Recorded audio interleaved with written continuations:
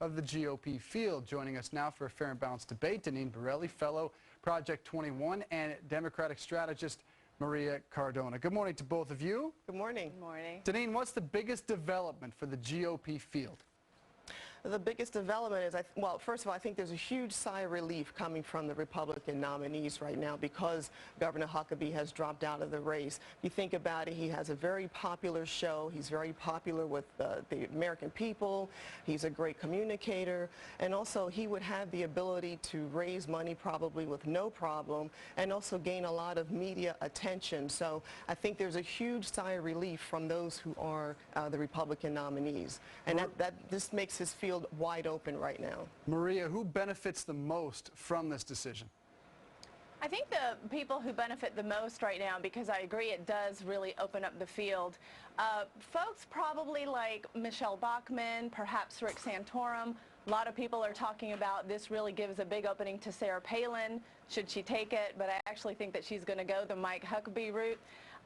And not run. But I do think that it rearranges everything that people were expecting because he's not running. And he was certainly the presumed front runner in Iowa. But what's interesting is I really think that a big part of this decision was, and he mentioned this back in February in one of his interviews, was that he really doesn't think that Republicans understand how tough it's going to be to beat President Obama. And obviously, I think that's true, but I think that went into, that was a big factor in his decision. Oh, no question about it. Deneen, does this in any way lessen the importance of Iowa? Because it was clear that Governor Huckabee, had he gotten in, would have done very well in that state.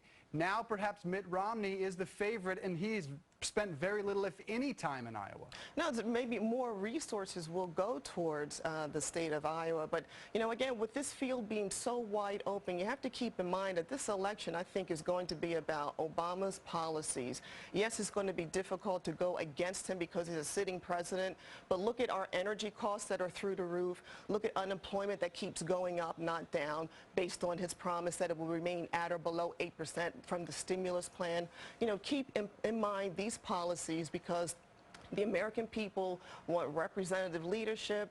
They want people who will be able to run our country in the right direction, and the economy is going to be very crucial, I think, for this upcoming election. And Maria, finally to you, there were certainly some people last night sitting and waiting to say, okay, now I'm in. Who might get in now on the Republican side that hadn't announced?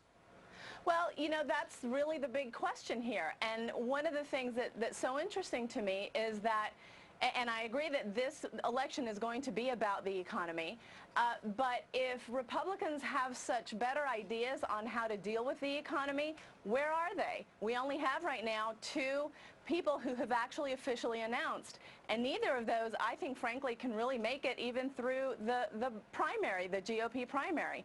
So to your question, I really don't know. Sarah Palin, I think this puts a lot of pressure on her to announce, and others who have talked about it but haven't really put their toe in the water officially. Right. So I really think this puts a lot of pressure on all of those people to either, you know, get in or get out and shut up. Like you, I think Sarah Palin's out, but maybe Mitch Daniels gets in. Maria Cardona, Deneen Borelli, thank you both. Thanks.